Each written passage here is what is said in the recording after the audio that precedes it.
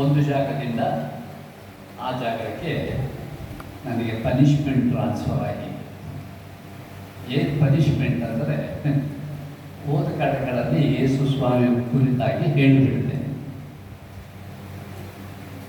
ಅಂದರೆ ಆಫೀಸ್ ಸಮಯದಲ್ಲಿ ಅಲ್ಲ, ಬೇರೆ ಸಮಯದಲ್ಲಿ, ನನ್ನ ವ್ಯಕ್ತಿ ಸಮಯದಲ್ಲಿ, ಸಾಯಂಕಾಲದಲ್ಲಿಯೋ ಅದು ನನ್ನ ಸಮಯ. ಹಲವರು ಅನೇಕ ರೀತಿಯಲ್ಲಿ ಸಿನಿಮಾಗಳು ಮತ್ತೊಂದು ಕಡೆಗೆ ಹೋಗ್ತಾರೆ. ನಾನು ಕಲೀಗ್ಸು ಅವರನ್ನು ಪ್ರಶ್ನೆ ಮಾಡುವಂಥದ್ದು ಅಧಿಕಾರ ನನಗಿಲ್ಲ. ಆದರೆ ಸುವಾರ್ತೆಯನ್ನು ಸಾರುವ ಸ್ವಾತಂತ್ರ್ಯತೆ ನನಗೆ. ಅದನ್ನು ನನ್ನ ಮಿಕ್ಕ ಸಮಯವನ್ನು ನಾನು ಕರ್ತನಿಗಾಗಿ ವಿನಿಯೋಗಿಸುವುದಕ್ಕೆ ದೇವರು ಅನೇಕ ಅವಕಾಶಗಳನ್ನು ಕೊಡ್ತಾ ಬಂದ. ದೇವರು ನಾಮಕ್ಕೆ ಸ್ತೋತ್ರ.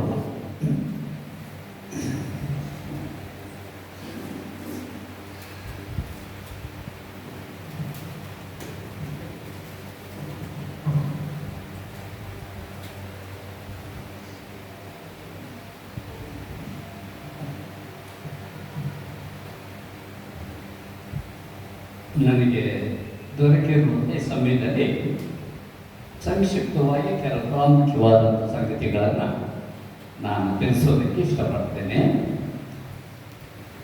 ಇದಕ್ಕಾಗಿ ನಾನು ಹೆಚ್ಚು ಸಮಯವನ್ನು ದೇವರ ಸನ್ನಿಧಾನದಲ್ಲಿ ಕಳೆದೆ. ದೇವರೇ ನಿನ್ನ ಆಲೋಚನೆಗಳನ್ನು ಪಾಲಿಸು, ಮತ್ತು ಯಾವುದು ಪರಿಚಯದ ಸಹೋದರನ್ನು ಬಿಟ್ಟರೆ ಆದ್ದರಿಂದ ನಿಮಗೆ ಅನ್ವಯವಾಗುವಂಥ, ನಿಮಗೆ ಸಹಾಯ ಮಾಡುವಂತಹ ಯಾವ ರೀತಿಯಾಗಿ ದೇವರು ತನ್ನ ಸುಪ್ರೇರಣೆಯನ್ನು ನಿಮಗೆ ಕೊಡಬೇಕಾಗಿದೆಯೋ ಆ ಒಂದು ದಿವ್ಯ ಕಾರ್ಯವನ್ನು ಆತ ಮಾಡಬೇಕೆಂಬುದ ಹಿನ್ನೆಲೆಯಲ್ಲಿ ನಾನು ಸಿದ್ಧತೆಯಲ್ಲಿ ಇದ್ದೆ. ನಾನು ಈ ವಾಕ್ಯಗಳನ್ನು ಕೆಲವು ಸಂದೇಶಗಳನ್ನು ತಿಳಿಸೋದಕ್ಕೆ ಓಕೆ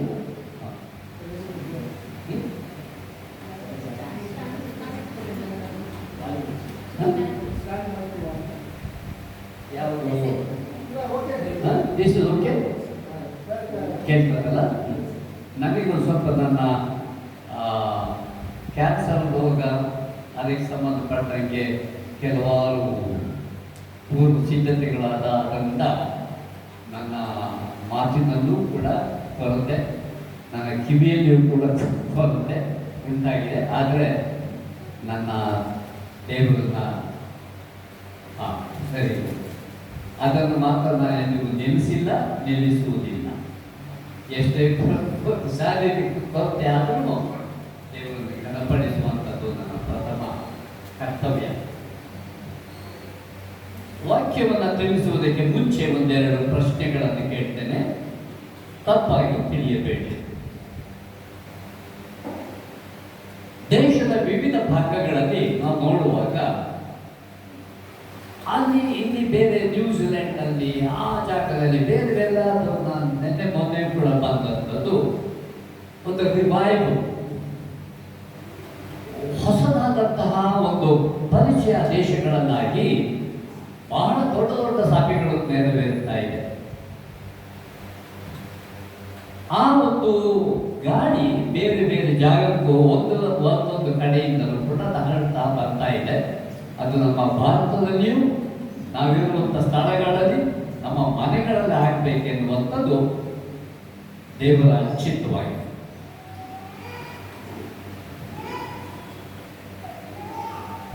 ಪುನರ್ಜನ್ಮ ಎಷ್ಟು ಜನ ನಂಬುತ್ತೀವಿ? ಪುನರ್ಜನ್ಮ ಯಾರು ನಂಬೋದಿಲ್ಲ. ಗೊತ್ತಾಯ್ತಾ ಅರ್ಥ? ತೆಲುಗಿನಲ್ಲಿ ಏನಾದರೂ ಬೇರೆ ಇದೆಯಾ? ಪುನರ್ಜನ್ಮ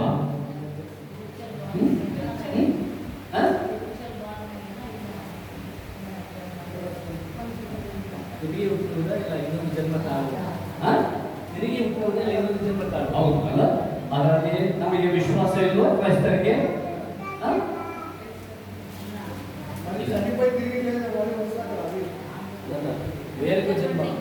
ಪುನರ್ಜನ್ಮದ ಕುರಿತಾಗಿ ನಿಮ್ಮ ವಿಶ್ವಾಸ ಏನಿದೆ? ಇಲ್ಲ, ನಂಬುವುದಿಲ್ಲ ಅಲ್ವಾ? ನಂಬುದು.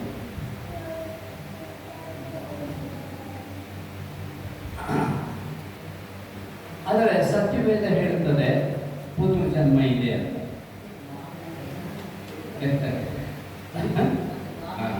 ಕೆಲವು ನಾನು ಕೊಟ್ಟಿರುವಂಥ ನನ್ನ ಸಂದೇಶದ ಟೈಟಲ್ ಯಾವುದು ಅಂದರೆ ರೆಜ್ಯುವಿನೇಷನ್ ಫ್ರಮ್ ರಿಬಾರ್ನ್, ಅಂದರೆ ಪುನರ್ಜನ್ಮ ಹೊಂದಿದವರಿಂದ ಪುನರುಜ್ಜೀವನ. ಸ್ವಲ್ಪ ಕಷ್ಟಕರವಾಗಬಹುದು, ನನ್ನ ಕನ್ನಡ ಕೂಡ. ಪುನರ್ಜನ್ಮ ಹೊಂದಿದವರಿಂದ ಪುನರುಜ್ಜೀವನ. ರಿವೈವಲ್ ಆಗಬೇಕಾದರೆ ಒಂದು ಜಾಗದಲ್ಲಿ ದೇವರ ಆತ್ಮನ ಚಲನೆ ಆಗಬೇಕಾಗಿದ್ದಲ್ಲಿ, ಕ್ರೈಸ್ತ ಕುಟುಂಬದಲ್ಲಿ ಆಗಬೇಕಾಗಿದ್ದಲ್ಲಿ, ಕ್ರೈಸ್ತ ಸಭೆಯಲ್ಲಿ ಆ ಒಂದು ಚಲನೆ ಪವಿತ್ರಾತ್ಮನದು ಆಗಬೇಕಾಗಿದ್ದಲ್ಲಿ, ನಮ್ಮ ನಗರದಲ್ಲಿ ಆಗಬೇಕಾಗಿದ್ದಲ್ಲಿ ಪುನರ್ಜನ್ಮ ಹೊಂದಿದವರಿಂದ ಮಾತ್ರ ಸಾಧ್ಯ. ಹಾಗಾದರೆ ಸಂಕ್ಷಿಪ್ತವಾಗಿ ಪುನರ್ಜನ್ಮ ಅಂದರೆ ಏನು ಅನ್ನುವಂಥದ್ದು ನಾನು ಹೇಳುವಂಥದ್ದಾಗಿರದೆ ಸತ್ಯವೇದ ಏನು ಹೇಳ್ತದೆ ಎಂಬುದಾಗಿ ದಯವಿಟ್ಟು ತಕ್ಷಣದಲ್ಲಿ ತಿಳಿಸಿಕೊಳ್ಳಿ. ಹೆಚ್ಚಾದಂಥ ಸಮಯ ನನ್ನ ವಾಕ್ಯಗಳು ಸುಮಾರಿದೆ, ಆದರೆ ಎಲ್ಲವನ್ನು ನಾನು ಕಡಿಮೆ ಮಾಡ್ತಾ ಇದ್ದೇನೆ. 1 ಪೇತ್ರ 1ನೇ ಅಧ್ಯಾಯ 23ನೇ ವಾಕ್ಯ ಹೀಗೆ ಹೇಳ್ತದೆ, ನೀವು ಪುನರ್ಜನ್ಮವನ್ನು ಹೊಂದಿದವರಾಗಿದ್ದೀರಲ್ಲ, ಆ ಜನ್ಮವು ನಾಶವಾಗುವ ಬೀಜದಿಂದ ಉಂಟಾದದ್ದಲ್ಲ, ನಾಶವಾಗದ ಬೀಜದಿಂದಲೇ ಉಂಟಾದದ್ದು. ಅದು ದೇವರ ಸದಾಜೀವವುಳ್ಳ ವಾಕ್ಯದ ಮೂಲಕವಾಗಿ ಉಂಟಾಯಿತು. ಒತ್ತಿ ಹೇಳ್ತೇನೆ, ನೀವು ಪುನರ್ಜನ್ಮ ಹೊಂದಿದವರಾಗಿದ್ದೀರಲ್ಲ. ಅಂದರೆ ಏನದು ಪುನರ್ಜನ್ಮ ಅನ್ನುವುದಾದರೆ ಇನ್ನೊಂದು ವಾಕ್ಯವನ್ನು ನೋಡೋಣ. ನಮಗೆ ವಾಕ್ಯಗಳನ್ನು ತಿಳಿದು ಹೋದರೆ ಬಹಳ ಒಳ್ಳೆಯದು. ಯಾಕೆಂದರೆ ಪ್ರಸಂಗಗಳು ಕೆಲವು ಸರ್ತಿ ಬೇರೆ ಬೇರೆ ರೀತಿಯಲ್ಲಿ ತಿಳಿದುಕೊಳ್ಳುವುದರಿಂದ ನಮ್ಮಲ್ಲಿ ಅಪಾರ್ಥ ಉಂಟಾಗುವಂಥದ್ದು ಉಂಟು. 2 ಕೊರಿಂಥ 5ನೇ ಅಧ್ಯಾಯ ಬಹಳ ಪರಿಚಯ ಇರತಕ್ಕಂಥ ವಾಕ್ಯ. 2 ಕೊರಿಂಥ 5ನೇ ಅಧ್ಯಾಯ 17ನೇ ವಾಕ್ಯ. ಅದರಲ್ಲಿ ಹೀಗೆ ಬರ್ತದೆ,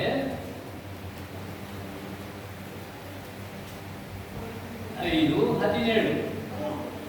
ಹೀಗಿರಲಾಗಿ ಯಾವನಾದರೂ ಕ್ರಿಸ್ತನಲ್ಲಿದ್ದರೆ ಅವನು ನೂತನ ಸೃಷ್ಟಿಯಾದನು, ಇಗೋ ಪೂರ್ವ ಸ್ಥಿತಿ ಹೋಗಿ ಎಲ್ಲ ನೂತನವಾಯಿತು.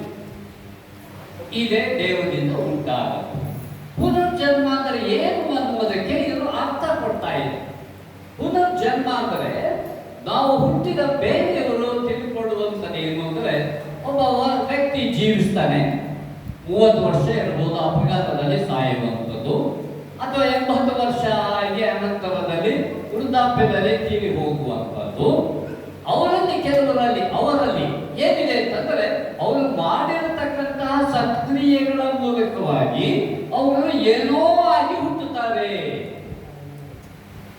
ಅದಕ್ಕೆ ಏನೋ ಅಂತಂದರೆ ನಾನಾ ವಿಧವಾದ ರೂಪದಲ್ಲಿ ಬರ್ತಾರೆ. ಅದನ್ನು ಹೋಗೋದು ಬೇಕಾದಂತಿಲ್ಲ, ಅದು ಅವರ ಪರಿಚಯ. ಪುನರ್ಜನ್ಮ, ಅದಕ್ಕಾಗಿ ಪ್ರತಿ ವರ್ಷ ಅವರು ಕೆಲವಾರು ಪೂಜೆ ಪುರಸ್ಕಾರಗಳನ್ನು ಮಾಡಿ ಆ ಒಂದು ಸತ್ತಂತ ಆತ್ಮ ವಾಪಸ್ಸು ಹೋಗಿ ಇನ್ನೊಂದು ರೂಪದಲ್ಲಿ ಬರಬೇಕೆನ್ನುವಂಥದ್ದು ಅವರ ಅಭಿಪ್ರಾಯ, ಬೇರೆಯವರು. ಆದರೆ ಕ್ರೈಸ್ತರಾಗಿ ಏನಿದೆ ಹೇಳ್ತಾ ಇದ್ದ ಪೇತ್ರನ ಏನು ಹೇಳ್ತಾ ಇದ್ದಾನೆ ಅಂದರೆ, ನೀವು ಒಂದು ಸರ್ತಿ ಯಾವಾಗ ಕ್ರಿಸ್ತ ಯೇಸುವನ್ನ ತಿಳಿದು ಅಂಗೀಕಾರ ಮಾಡಿದಿರೋ, ನಿಮ್ಮ ಇದ್ದಂಥ ಪಾಪದ ಸ್ವಭಾವಗಳನ್ನ ದೇವರ ಮುಂದೆ ಅರಿಕೆ ಮಾಡಿ ಬಿಟ್ಟು ಆತನನ್ನು ಆಮಂತ್ರಣ ಮಾಡಿ ನಿಮ್ಮ ಹೃದಯದಲ್ಲಿ ಆತನನ್ನು ಸ್ವೀಕಾರ ಮಾಡಿ ಆತನಿಗೆ ಒಂದು ಸ್ಥಾನವನ್ನು ಕೊಟ್ಟು ನಮ್ಮ ಜೀವಿತದ ಪರಿವರ್ತನೆ ಆದಾಗ ಆ ಒಂದು ಪುನರ್ಜನ್ಮ ಆಯಿತು ಎಂಬುದನ್ನು ಪೇತ್ರನು ಸುಸ್ಪಷ್ಟವಾದ ರೀತಿಯಲ್ಲಿ ಹೇಳ್ತಾ ಇದ್ದಾರೆ. ಅದನ್ನೇ ಇಲ್ಲಿ ಪೌಲನು ಕೊರಿಂಥ ಪತ್ರಿಕೆಯಲ್ಲೂ ಅದನ್ನೇ ಹೇಳ್ತಾ ಇದ್ದಾರೆ. ಅಂದರೆ ಏನಾಯಿತು? ಪುನರ್ಜನ್ಮ ಅಂದರೆ ಹಳೆಯ ಸ್ವಭಾವದಿಂದ ಹೊಸ ಸ್ವಭಾವಕ್ಕೆ ಬರುವಂಥದ್ದು. ಜೀವಿಸಿರುವಾಗಲೇ, ಸತ್ತ ನಂತರ ಅಲ್ಲ, ಜೀವಿಸಿರುವಾಗಲೇ ನಮ್ಮಲ್ಲಿ ಆಗಬಹುದಾದಂಥ ಬದಲಾವಣೆಗಳು. ಹಳೆಯ ಸ್ಥಿತಿ ಏನು ಹೇಳ್ತದೆ? ಪೂರ್ವ ಸ್ಥಿತಿ ಎಲ್ಲವೂ ಹೊರಟು ಹೋಯಿತು. ನಮ್ಮಲ್ಲಿದ್ದಂತಹ ಮುಂಚೆ ಶಾರೀರದ ಇಚ್ಛೆಗಳು, ಶರೀರದ ಆಸೆ, ಪಾಡಿನ ಡಬ್ಬ, ಈ ರೀತಿಯ ಅನೇಕ ಸ್ವಭಾವಗಳು ಬಂತು. ಸೈತಾನನಿಂದ ಬಂದದ್ದು ಉಂಟು. ನಾವು ಅದಕ್ಕೆ ಪ್ರೋತ್ಸಾಹ ಮಾಡಿ, ನಾವು ಅದಕ್ಕೆ ಸಹಕರಿಸಿ ಆ ದುಷ್ಟ ಕಾರ್ಯಗಳಲ್ಲಿ, ಆಲೋಚನೆಗಳಲ್ಲಿ ನಾವಿದ್ದುಕೊಂಡು ಆತನ ಅಧೀನದಲ್ಲಿ ನಾವಿದ್ದೆವು, ಆತನ ಆಧಿಪತ್ಯದಲ್ಲಿದ್ದೆವು. ಆಗ ಆತನು ನಮ್ಮ ಮೇಲ್ವಿಚಾರಕನಾಗಿದ್ದುಕೊಂಡು ಗಾಡ್ ಆಫ್ ದಿಸ್ ವರ್ಲ್ಡ್, ಈ ಲೋಕದ ದೇವರಾಗಿ ನಮಗಿದ್ದದರ ನಿಮಿತ್ತವಾಗಿ ಆತನು ಹೇಳಿದಂತೆ ಕಾರ್ಯಗಳನ್ನು ಮಾಡಿದೆವು, ಯೋಚನೆ ಮಾಡಿದ ರೀತಿಯಲ್ಲಿ ನಾವು ಮಾಡಿದೆವು, ಆತನ ಶಿಷ್ಯರಾಗಿದ್ದೆವು ಹಿಂದಿನ ದಿನಗಳಲ್ಲಿ. ಆದರೆ ದೇವರು ತನ್ನ ದಯೆಯಿಂದ, ಕರುಣೆಯಿಂದ ತನ್ನ ಮಗನಾದ ಯೇಸು ಕ್ರಿಸ್ತನನ್ನ ಈ ಲೋಕಕ್ಕೆ ನರಾವತಾರದಲ್ಲಿ ಕಳುಹಿಸಿಕೊಂಡು ಆತನನ್ನ ಪಾಪ ಪ್ರಾಯಶ್ಚಿತ್ತ ಯಜ್ಞವನ್ನ ಆಗಿ ಆತನ ಸಮರ್ಪಣೆ ಮಾಡಿ ಆತನಿಗೆ ಆತನ ರಕ್ತದಿಂದ ಬಿಡುಗಡೆ ನಂಬುವವರಿಗೆ ಉಂಟಾಯಿತು, ಸ್ವೀಕಾರ ಮಾಡಿದವರಿಗೆ. ಇದು ಪುನರ್ಜನ್ಮ. ಹಾಗಾದ್ರೆ ನಮ್ಮ ಪೂರ್ವ ಸ್ಥಿತಿಗಳು ಒಂದೇ ಸರ್ತಿ ಯಾವುದೋ ಒಂದು ಮ್ಯಾಜಿಕ್ ಶೋನಲ್ಲಿ ಮಾಡೋದಕ್ಕೆ ಅಲ್ಲ. ಇದು ದೈನಂದಿನ ಜೀವಿತದಲ್ಲಿ ಆಗುವಂತ ಬದಲಾವಣೆ. ನಮ್ಮ ವ್ಯವಹಾರಗಳಲ್ಲಿ, ನಮ್ಮ ಆಲೋಚನೆಗಳಲ್ಲಿ, ನಮ್ಮ ಇಚ್ಛಾಕಾಂಕ್ಷೆಗಳಲ್ಲಿ, ನಮ್ಮ ಪ್ರತಿ ಒಂದು ವಹಿವಾಟುಗಳಲ್ಲಿ ನಮ್ಮ ಇದರಲ್ಲಿ ಮುಂಚಿನ ಸ್ಥಿತಿಗಳನ್ನು ನಾವು ನೋಡುವರಾಗ್ತೇವೆ ಮತ್ತು ಯೇಸುವನ್ನ ದೃಷ್ಟಿಸಿ ನೋಡ್ತೇವೆ, ಯಾರಿಸಿಕೊಳ್ತೇವೆ. ಈ ರೀತಿಯಾಗಿ ನಡೆಯಬೇಕು, ಹೀಗೆ ನಡೆಯಬೇಕು ಎಂಬುದಾಗಿ ತೀರ್ಮಾನ ನಾವು ಮಾಡಿ ಅದಕ್ಕೆ ತಕ್ಕಂತೆ ದೇವರ ಮಾರ್ಗದಲ್ಲಿ ನಡೆಯುವಂತಹ ಹಕ್ಕಿನಲ್ಲಿ ನಾವಿದ್ದೇವೆ. ಇದನ್ನ ಪುನರ್ಜನ್ಮ ಎನ್ನುವುದು ಸಂಕ್ಷಿಪ್ತವಾಗಿ ನೆನಪಿಟ್ಟುಕೊಳ್ಳಿ. ನಾವು ಪುನರ್ಜನ್ಮವನ್ನ ನಂಬುವವರಾಗಿದ್ದೇವೆ. ಸತ್ಯವೇದದಲ್ಲಿ ತಿಳಿಸಿರುವ ಪುನರ್ಜನ್ಮದ ಪ್ರಕಾರದಲ್ಲಿ ಅಷ್ಟೇ. ಈಗ ನನ್ನ ಮುಂದಿನ ಒಂದು ಪ್ರಶ್ನೆ, ನಿಮ್ಮ ಮುಂದಿನ ಪೀಳಿಗೆ ಏನಾಗ ಬಯಸುವಿರಿ? ನಿಮ್ಮ ಮುಂದಿನ ದಿನಗಳಲ್ಲಿ ಏನಾಗಬೇಕು? ಯಾವ ಇಚ್ಛೆಗಳನ್ನು ನಿಮ್ಮ ಹೃದಯದಲ್ಲಿ ಇಟ್ಟುಕೊಂಡಿದ್ದೀರಿ? ವೈವಾಹಿಕ ಜೀವಿತದಲ್ಲಿದ್ದು ಸಣ್ಣ ಮಕ್ಕಳಿರುವಂಥದ್ದು ಅಥವಾ ಮುಂದಿನ ದಿನಗಳಲ್ಲಿ ವೈವಾಹಿಕ ಜೀವಿತಕ್ಕೆ ಹೋಗಿ ಆ ಮಕ್ಕಳನ್ನು ಬೆಳೆಸುವಾಗ ಯಾವುದನ್ನ ನೀವು ಬಯಸ್ತೀರಿ, ಯಾವುದು ಆಗಬೇಕೆಂಬುದಾಗಿ ಇಷ್ಟಪಡ್ತೀರಿ? ಸಾಧಾರಣವಾಗಿ ನಾವು ತಕ್ಷಣವಾಗಿ ನೋಡುವಂಥದ್ದು ಪೊಸೆಷನ್. ನಮಗೆ ಬೇಕಾದಂಥ ಹಣ, ಕಾಸು, ವ್ಯವಸ್ಥೆ. ಬಡವರಾಗಿರೋದಕ್ಕೆ ಯಾರೂ ಇಷ್ಟಪಡೋದಿಲ್ಲ. ನಮಗೆ ಬೇಕಾದಂಥದ್ದು ಸಾಕಷ್ಟು ಮಟ್ಟಿಗೆ ನಮಗೆ ಸಿಗಬೇಕು, ಪ್ರಾಪರ್ಟಿ ಸಿಗಬೇಕು, ಆಯಸ್ಸು ಅದಕ್ಕೆ ಬೇಕಾದಂಥ ಹಣಕಾಸಿನ ಅನುಕೂಲತೆ ಆಗಬೇಕು ಮತ್ತು ಉತ್ತಮವಾದಂಥ ಉದ್ಯೋಗ ಆಗಬೇಕು. ಸಣ್ಣ ಮಕ್ಕಳು ಇರ್ತಾರೆ, ಆಗಲೇ ಅಮೆರಿಕನ ಯೋಚನೆ ಮಾಡ್ತೇವೆ. ಅದು ಕಳಿಸಿದ್ರೆ ಚೆನ್ನಾಗಿ ದುಡಿತಾರೆ, ಆವಾಗ ಇಲ್ಲಿ 3 ಅಂತಸ್ತು ಮನೆ ಕಟ್ಟಬಹುದು, 2 ಕಾರ್ ಇಟ್ಕೊಳ್ಬಹುದು. ಈ ರೀತಿಯ ಕಲ್ಪನೆಗಳನ್ನು ನಾವು ಮಾಡಿಕೊಳ್ತೇವೆ. ತಪ್ಪು ಸರಿ ಅನ್ನೋದು ನಿಮಗೆ ಬಿಟ್ಟದ್ದು. ಆದರೆ ಎಲ್ಲಕ್ಕಿಂತ ಹೆಚ್ಚಿನದಾಗಿ ನಮ್ಮ ಮುಂದಿನ ಪೀಳಿಗೆ ನಾವು ಯಾವ ರೀತಿಯಾಗಿ ಎಲ್ಲೋ ಜೀವಿಸಿದೆವು, ಬೆಳಕಿಗೆ ಬಂದೆವು, ದೇವರ ಕೃಪೆಯಿಂದ ಅನುಸರಿಸುತ್ತಿದ್ದೇವೆ, ಪುನರ್ಜನ್ಮಿಗಳಾದೆವು ನಾವು ದೇವರ ಕೃಪೆಯಿಂದ. ನಮ್ಮ ಮುಂದಿನ ಪೀಳಿಗೆ ಏನಾಗಬೇಕು ಅಂತಂದ್ರೆ ಪ್ಯಾಷನ್ ಫಾರ್ ಕ್ರೈಸ್ಟ್, ದೇವರನ್ನ ಪ್ರೀತಿ ಮಾಡುವ, ದೇವರನ್ನ ಅನುಸರಿಸಿ ನಡೆಯುವಂತಹ, ಅಭಿಲಾಷಿಸುವಂತಹ ಜನಾಂಗ ಆಗಬೇಕೆಂಬುದಾಗಿ ಎಷ್ಟು ಜನರು ಯೋಚನೆ ಮಾಡ್ತೀರೋ ಗೊತ್ತಿಲ್ಲ. ಅದು ವೈಯಕ್ತಿಕ ಪ್ರಶ್ನೆ. ಆದರೆ ಅದು ದೇವರ ಒಂದು ಕಡೆ ಬರುತ್ತದೆ. ಮತ್ತಾಯ 6ನೇ ಅಧ್ಯಾಯ 3 ನೀವು ದೇವರ ರಾಜ್ಯಕ್ಕಾಗಿಯೂ ನೀತಿಗಾಗಿಯೂ ದಾವತ್ತ ಪಡೆಯಿರಿ. ಆವಾಗ ಅಮೆರಿಕಕ್ಕೂ ಹೋಗಬಹುದು ನಿಮ್ಮ ಮಕ್ಕಳು, ಇಂಗ್ಲೆಂಡ್ಗೂ ಹೋಗಬಹುದು, ದೊಡ್ಡ 3 ಅಂತಸ್ತು ಮನೆಯೂ ಕಟ್ಟಬಹುದೇನೋ ಗೊತ್ತಿಲ್ಲ. ಅದು ದೇವರ ಚಿತ್ತನೂ ಇಲ್ಲ. ಆದರೆ ಮೊದಲನೇ ನಿಮ್ಮ ಅಭ್ಯಾಸ, ನಿಮ್ಮ ಆಲೋಚನೆ, ಆಕಾಂಕ್ಷೆ, ಹಸಿವೆ, ದಾಹ ಯಾವುದಾಗಿರ್ಬೇಕು ಅಂದರೆ ನಮ್ಮ ಮುಂದಿನ ಪೀಳಿಗೆ ಯೇಸು ಸ್ವಾಮಿಯನ್ನ ಬಲ್ಲವರಾಗಿದ್ದುಕೊಂಡು ಯೇಸು ನಡೆದ ರೀತಿಯಲ್ಲಿ, ನುಡಿದ ರೀತಿಯಲ್ಲಿ ನನ್ನ ಮುಂದಿನ ಪೀಳಿಗೆ ಆ ರೀತಿಯಲ್ಲಿ ಇರಬೇಕೆಂಬುದಾಗಿ ನೀವು ಯೋಚನೆ ಮಾಡುವುದಾದರೆ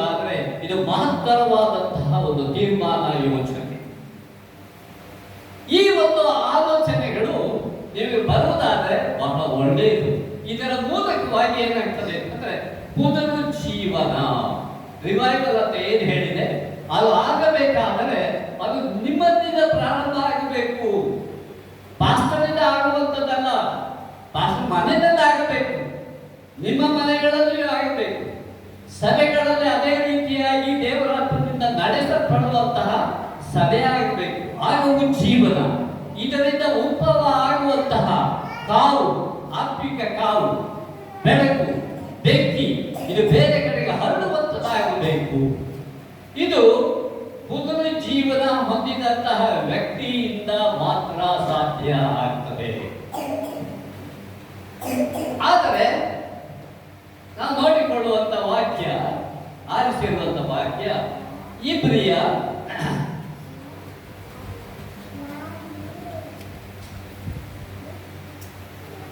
ಓದ್ತೇನೆ. 12ನೇ ಅಧ್ಯಾಯ,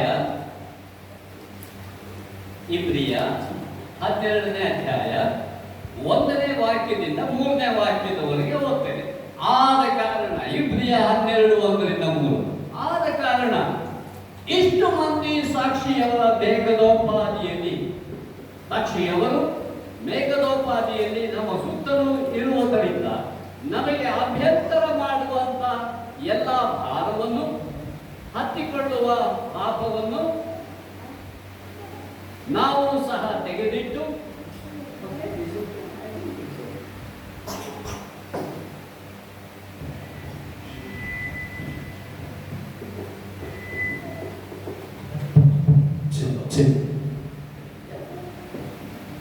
ಓಕೆ, ನಮ್ಮ ಸುತ್ತಲೂ ಇರುವುದರಿಂದ ನಮಗೆ ಅಭ್ಯಂತರ ಮಾಡುವ ಎಲ್ಲಾ ಭಾರವನ್ನು, ಹತ್ತಿಕೊಳ್ಳುವ ಪಾಪವನ್ನು ನಾವು ಸಹ ತೆಗೆದಿಟ್ಟು ನಂಬಿಕೆಯನ್ನು ಹುಟ್ಟಿಸುವವನು ಪೂರೈಸುವವನು ಆಗಿರುವ ಯೇಸುವಿನ ಮೇಲೆ ದೃಷ್ಟಿ ಇಟ್ಟು ನಮಗೆ ನೇಮಕವಾದ ಓಟವನ್ನು ಸ್ಥಿರ ಚಿತ್ತದಿಂದ ಓಡೋಣ. ಅಲ್ಲಿಗೆ ನಿಲ್ಲಿಸ್ತೇನೆ. 1 ಮತ್ತು 2ನೇ ವಾಕ್ಯ. ಇಲ್ಲಿ ಏನು ಬರ್ತದೆ ಅಂತಂದ್ರೆ, ಇದಕ್ಕೆ ಪೂರ್ವದಲ್ಲಿ 11ನೇ ಅಧ್ಯಾಯ ಇದೆ. ಅದನ್ನ ಬಹಳ ಸುದೀರ್ಘವಾಗಿರುವಂತ ಇಡೀ ಅಧ್ಯಾಯ.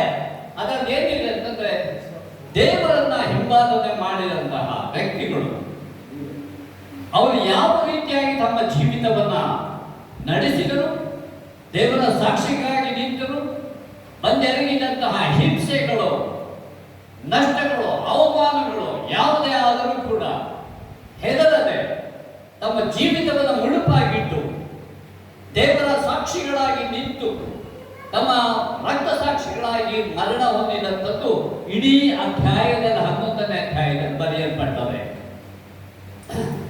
ಅದರಿಂದ ಆದ ಕಾರಣ 12ನೇ ಅಧ್ಯಾಯದಲ್ಲಿ ಆದ ಕಾರಣ ಇಷ್ಟು ಮಂದಿ ಸಾಕ್ಷಿಯವರು ಮೇಘದೋಪಾದಿಯಲ್ಲಿ ನಮ್ಮ ಸುತ್ತಲೂ ಇರುವುದರಿಂದ ಅವರೆಲ್ಲ ಇದ್ದಾರೆ ನಮ್ಮ ಯೋಚನೆಯಲ್ಲಿ.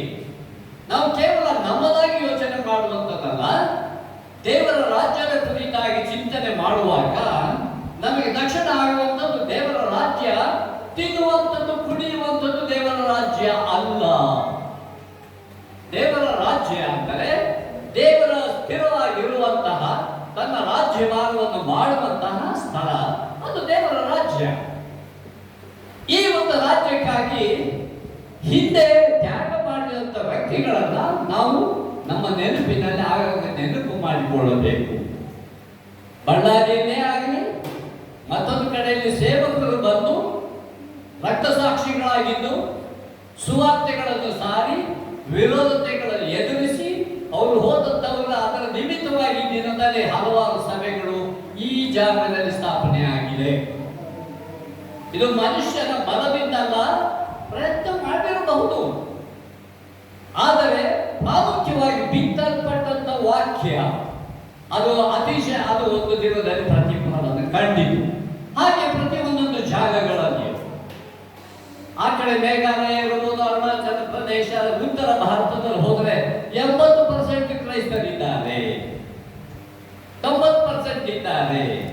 ಅದಕ್ಕೆ ಕಾರಣ ಯಾರಂದ್ರೆ ಅಲ್ಲಿ ಹೋಗಿ ರಕ್ತ ಸಾಕ್ಷಿಗಳಾಗಿ ಸೇವಕರು ಇದ್ದು ಸುವಾರ್ತೆಯನ್ನು ಸಾರಿ ತಮ್ಮ ಜೀವಿತವನ್ನ ಅಲ್ಲೇ ಅಂತಿಮಗೊಳಿಸಿ ಅಲ್ಲೇ ಸಮಾಧಿಗೂ ಕೂಡ ತಮ್ಮನ್ನು ಒಪ್ಪಿಸಿಕೊಟ್ಟು ಅದರ ನಿಮಿತ್ತವಾಗಿ ಈ ದಿನದಲ್ಲಿ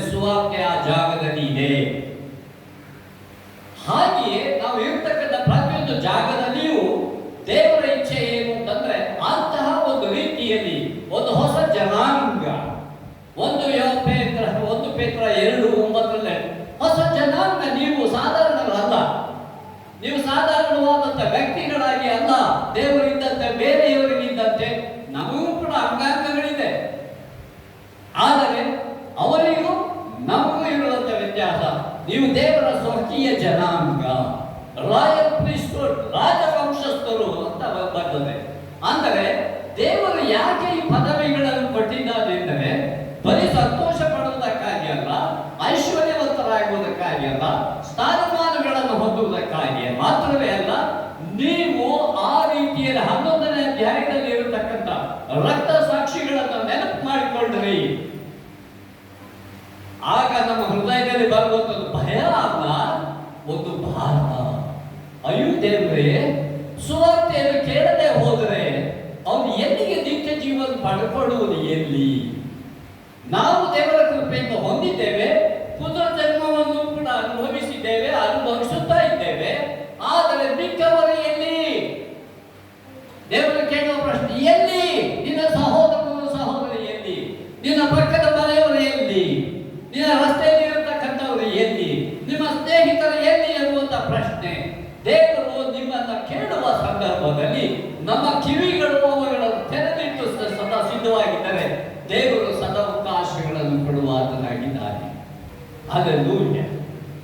ಈ ರೀತಿಯಲ್ಲಿ ವಾಕ್ಯ ನಮ್ಮ ಸುತ್ತಲೂ ಇರುವುದರಿಂದ ನಮಗೆ ಅಭ್ಯಂತರ ಮಾಡುವ ಎಲ್ಲ ಭಾರ, ಹತ್ತಿಕೊಳ್ಳುವ ಪಾಪ ನಾವು ಸಹ ತೆಗೆದಿಡುವಂಥದ್ದು ಅಗತ್ಯ. ಎರಡು ರೀತಿಯ ಈಗ ಈ ಗ್ರಂಥಕರ್ತರು ಹೇಳ್ತಿದ್ದಾರೆ. ಏನಂತಾರೆ? ಅಭ್ಯಂತರ ಮಾಡುವಂಥದ್ದು, ನಮ್ಮನ್ನು ಅಡ್ಡಿಪಡಿಸುವಂಥದ್ದು. ಏನದು ಅಭ್ಯಂತರ ನೋಡೋಣ. ಹತ್ತಿಕೊಳ್ಳುವ ಪಾಪ ಸುಲಭವಾದ ರೀತಿಯಲ್ಲಿ ಇರ್ತಕ್ಕಂಥ ಜಾಗವೇ ಪಾಪದಿಂದ ತುಂಬಿರುವಂಥದ್ದು.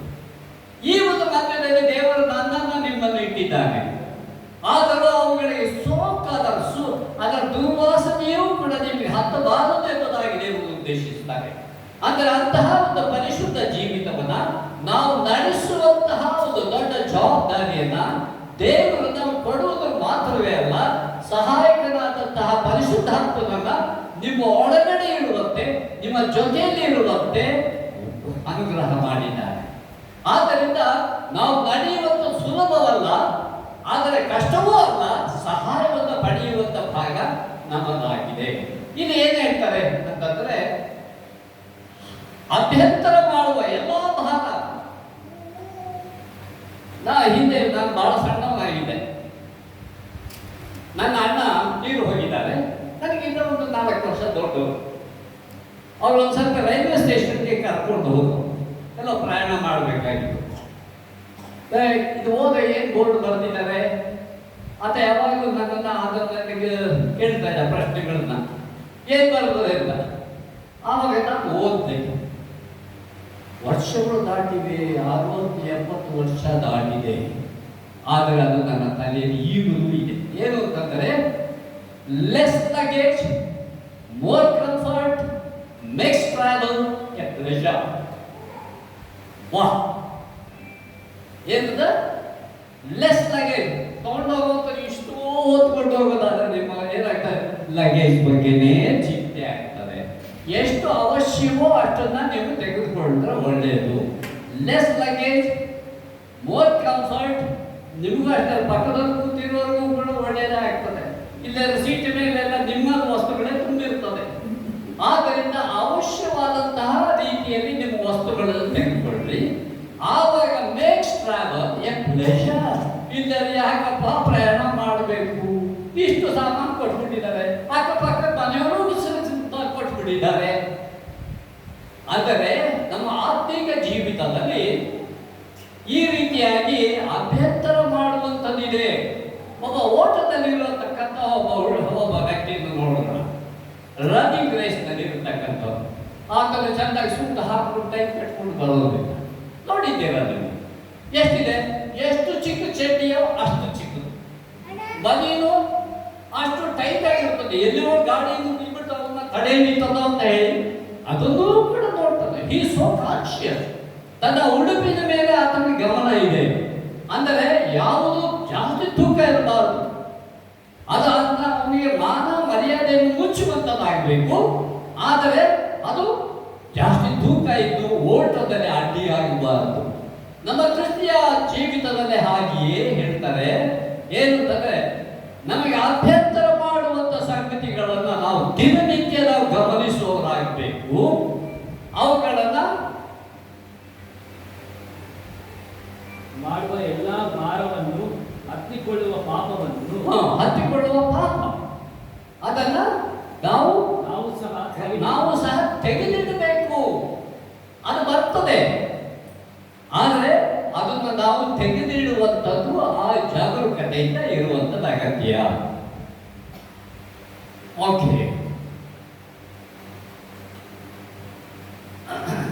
8:30 ಹೋಗ್ಬೋದಲ್ಲ? ಓಕೆ. ಆದ್ದರಿಂದ ದೇವರ ವಾಕ್ಯ ಏನ್ ಹೇಳ್ತಾರೆ ಅಂತಂದ್ರೆ, ಈ ತೆಗೆದಿಡುವಂಥದ್ದು ಏನು ಅಂದರೆ, ನಾವು ಮ್ಯಾನೇಜರ್ ಆಗಿರೋದಕ್ಕಾಗಿ ದೇವರು ನಮ್ಮನ್ನು ಕರೆದಿಲ್ಲ. ಒಟ್ಟಲ್ಲಿ ಮ್ಯಾನೇಜರ್ ಆಗಿರೋಣ. ಆದರೆ ನಮ್ಮ ಆತ್ಮೀಕ ಜೀವಿತವನ್ನು ನಡೆಸುವ ವಿಚಾರದಲ್ಲಿ ನಾವು ಮ್ಯಾನೇಜರ್ಗಳಾಗಿ ನಿರ್ದೇಶಕರಂತೆ ಇರದೆ ನಾವು ಡಿಸ್ಟ್ರಾಯರ್ಸ್, ನಾಶ ಮಾಡುವವರಾಗಿ ಕಾಣಲ್ಪಡಬೇಕು. ಕೊಲೊಸ್ಸೆ 3ನೇ ಅಧ್ಯಾಯ 5ನೇ ವಾಕ್ಯದಲ್ಲಿ ಹೀಗೆ ಬರ್ತದೆ. ಯಾವುದದು? ನಮ್ಮ ಜೀವಿತದಲ್ಲಿ ಬಂದಿರುವಂತಹ ಸೆಕ್ಷುವಲ್ ಇಮ್ಮೊರಾಲಿಟಿ, ಯಾವುದು? ಲೈಂಗಿಕ ಸಂಬಂಧಪಟ್ಟಂಥದ್ದು. ಇಂಪ್ಯೂರಿಟಿ, ಅಶುದ್ಧತೆ, ಲಸ್ಟ್, ದುರಾಶೆ, ಇವಿಲ್ ಡಿಸೈರ್ಸ್, ದುರಾಶೆಗಳು ಮತ್ತು ಗ್ರೀಡ್, ಇದು ಹೀಗೆ ಇರತಕ್ಕಂಥ ಅನೇಕ ಸ್ವಭಾವಗಳನ್ನು ಏನ್ ಮಾಡ್ಬೇಕಂತೆ? ನೀವು ಅದನ್ನ ಸಾಯಿಸಿರಿ. ಏನ್ ಹೇಳ್ತದೆ? ಸಾಯಿಸಿರಿ. ಹಾಗಾದ್ರೆ ನಮ್ಮ ಜೀವಿತದಲ್ಲಿ ಬರುವಂಥದ್ದನ್ನ ನಾಳೆಗೆ ನೀನು ಬೇಕಾಗ್ತದಪ್ಪ ಅಂತ ಹೇಳಿ ಪಕ್ಕದಲ್ಲಿ ಇಡುವುದಕ್ಕಾಗಿ ಅಲ್ಲ, ಅದನ್ನ ಯಾವುದನ್ನ ನಾವು ದೇವರಾತ್ಮನ ಸಹಾಯದಿಂದ ದಿನವನ್ನ ಪ್ರಾರಂಭ ಮಾಡಿ ನಾವು ಕ್ರಿಸ್ತನ ಅಡಿಗೆಯಲ್ಲಿ ನಾವು ಹೋಗ್ತಾ ಇರುತ್ತೇವೋ, ಆಗ ಕ್ಷಣ ಕ್ಷಣಕ್ಕೂ ನಮಗೆ ವೈರಿಯಾಗಿರತಕ್ಕಂಥ ಸೈತಾನನು ಅನೇಕ ರೀತಿಯ ಅಡ್ಡಿಗಳನ್ನು, ಪಾಪದ ಸ್ವಭಾವಗಳನ್ನ ಆತ ಒಡ್ಡುತ್ತಾನೆ. ಆ ಸಂದರ್ಭದಲ್ಲಿ ನಮ್ಮ ವರ್ತನೆ ಏನಿರಬೇಕು ಅಂತಂದ್ರೆ, ಅವುಗಳನ್ನು ತೆಗೆದುಕೊಂಡು ಜೇಬಿನಲ್ಲಿ ಇಟ್ಟುಕೊಳ್ಳುವಂಥದ್ದಲ್ಲ, ಅಥವಾ ಇನ್ನೊಂದು ಕಡೆ ಇಡುವಂಥದ್ದಲ್ಲ, ಉಪಯೋಗಕ್ಕೆ ಬರ್ತದೆ ಎಂಬುದಾಗಿ. ಆದರೆ ಅದಕ್ಕೆ ವಿರುದ್ಧವಾಗಿ ಏನು ಮಾಡಬೇಕಾದನ್ನ ಯೇಸುವಿನ ನಾಮದಲ್ಲಿ ಅವುಗಳನ್ನ ಸಂಪೂರ್ಣವಾಗಿ ನಾಶ ಮಾಡುವುದಕ್ಕೆ ಅಧಿಕಾರವನ್ನು ದೇವರು ಕೊಟ್ಟಿದ್ದಾನೆ. ಹಲ್ಲೆಲೂಯಾ. ಪಾಪವು ನಿಮ್ಮ ಮೇಲೆ ಅಧಿಕಾರ ನಡೆಸಲು, ರೋಮಾಯ 6:14. ಪಾಪ ನಿಮ್ಮ ಮೇಲೆ ಅಧಿಕಾರ ನಡೆಸಲು ಹೇಳ್ತೇವೆ. ಅಯ್ಯೋ ಪಾಪ ಬಂದ್ಬಿಡ್ತು, ನಂಗೆ ಆಗ್ಲಿಲ್ಲ. ಅದೇ ಸುಳ್ಳುಗಾರರು ನಾವು. ಪಾಪಕ್ಕೆ ನಿಮ್ಮ ಮೇಲೆ ಭಾರ ಇಲ್ಲ, ಶಕ್ತಿ ಇಲ್ಲ. ನಿಮ್ಮಲ್ಲಿರತಕ್ಕಂಥ ಪರಿಶುದ್ಧಾತ್ಮ ಒಂದು ಸರ್ತಿ ಪುನರ್ಜನ್ಮವನ್ನು ಹೊತ್ತಿದಂತಹ ಅನುಭವ ನಿಮಗಾಗಿದ್ದಲ್ಲಿ, ದೇವರಾತ್ಮನ ಒಳಗಡೆ ಇದ್ದುಕೊಂಡು ನಿಮಗೆ ಬೇಕಾಗತಕ್ಕಂಥ ಆಲೋಚನೆ, ನಿಮಗೆ ಬೇಕಾದಂಥ ಬಲ ಶಕ್ತಿಯನ್ನು ಆತನು ಒದಗಿಸಿಕೊಡ್ತಾನೆ. ಆಗ ಏನಾಗ್ತದೆ? ಯೋಸೇಫನಿಗೆ ಹೇಗೆ ಬಂದಂತಹ ಒಂದು ಅಕಾಲಿಕವಾದಂತಹ ಒಂದು ಶೋಧನೆ ಬಂತು, ಆಗ ಆತನು ಮಾಡಿದಂಥದ್ದೇನು? ನಾನು ನನ್ನ ದೇವರ ವಿರುದ್ಧವಾಗಿ ನಾನು ಪಾಪವನ್ನು ಮಾಡುವುದಿಲ್ಲ. ಪೋಟಿಫರನ ಹೆಂಡತಿ ಆಕೆ ತೋರಿದಂತಹ ಒಂದು ಆಮಿಷವನ್ನ, ಒಂದು ಶಾರೀರಿಕವಾದಂತಹ ಇಚ್ಛೆಯನ್ನ ಈತನ ಸ್ವೀಕಾರ ಮಾಡದೆ ಅವನೇನ್ ಮಾಡ್ದ? ಇಲ್ಲ, ನನ್ನ ದೇವರ ವಿರುದ್ಧವಾಗಿ ನಾನು ಹೋಗುವುದಿಲ್ಲ. ಓಡಿ ಹೋದದ್ದನ್ನು ನಾವು ಚರಿತ್ರೆಯಲ್ಲಿ ನಾವು ನೋಡುತ್ತೇವೆ. ಅದರ ಮೇಲೆ ಅಪವಾದ ಬಂತು, ಜೈಲಾದ ದುಡ್ಡು, ತಪ್ಪಿಸ್ಕೊಳ್ಳೋದಾಗಿದ್ದರೆ ಅವನು ಶೋಧನೆಗೆ ಒಳಗಾಗಬಹುದಾಗಿತ್ತು. ಅವನು ಕೂಡ ಪೋಟಿಫರನಂತೆ ಎಲ್ಲಾ ಸೌಲಭ್ಯಗಳನ್ನು ಅನುಭವಿಸಬಹುದಾಗಿತ್ತು. ಆದರೆ ಆತನ ಅದಕ್ಕೆ ಬೇಕಾದದಿರಲಿಲ್ಲ. ಹಾಗೆ ನಮ್ಮ ಜೀವಿತದಲ್ಲಿ ಬಂದಿರುವಂತ ಪಾಪದ ಸ್ವಭಾವಗಳು ಯಾವುದೇ ಆಗಲಿ, ಹಣಕಾಸುಗಳ ವಿಚಾರದಲ್ಲಾಗಲಿ, ಸ್ಥಾನಮಾನಗಳಾಗಲಿ, ಯಾವುದೇ ಆಗಲಿ, ಅವುಗಳನ್ನು ಗುರುತಿಸಿ ಅವುಗಳನ್ನು ನಾವು ಅದನ್ನು ದೇವರಿಗೆ ಒಪ್ಪಿಸಿಕೊಟ್ಟು ಅಧೀನಕ್ಕೆ ತೆಗೆದುಕೊಂಡು ಬಂದು ಅವುಗಳ ಮೇಲೆ ಜಯವನ್ನು ಸಾಧಿಸುವಂತಹ ಒಂದು ಅವಕಾಶವನ್ನು ದೇವರು ನಿಮಗೆ ನನಗೆ ಕೊಟ್ಟಿದ್ದಾರೆ.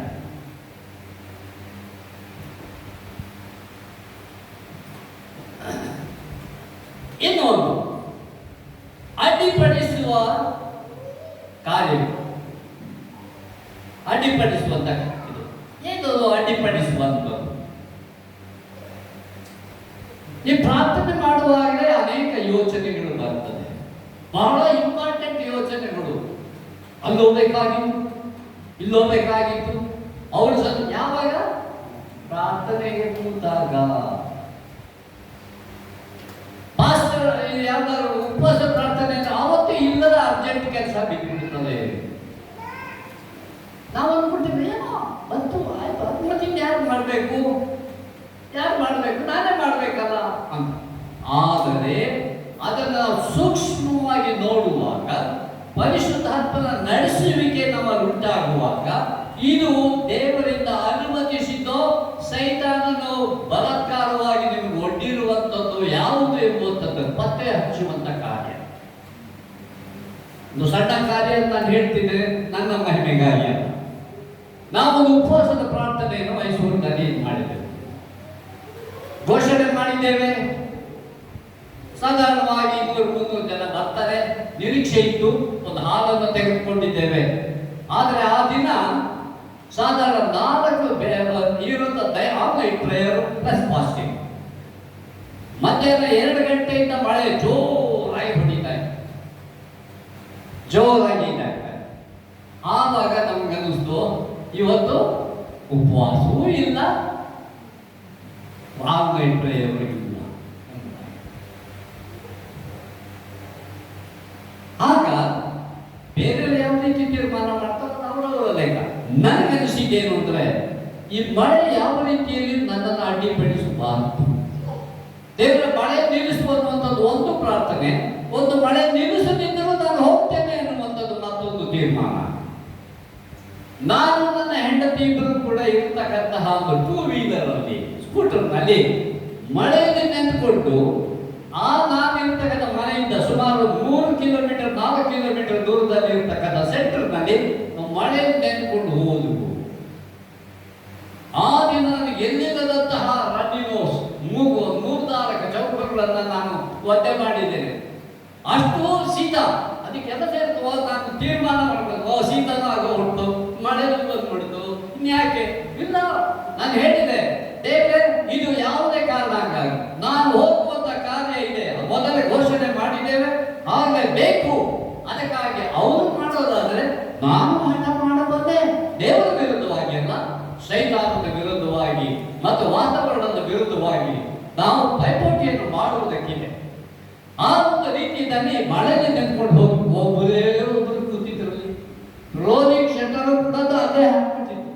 ಹೋಗಿ ಬಾಗಿನ ತೆರೆದ ಅನಂತರದಲ್ಲಿ ಮಳೆ ಬರ್ತರು ಕೂಡ ಕೆಲವರು ಬಂದರು, ಆಮೇಲೆ ಇದ್ದಂಥವ್ರು ಸ್ವಲ್ಪ ಜನ ಬಂದಿದೆ.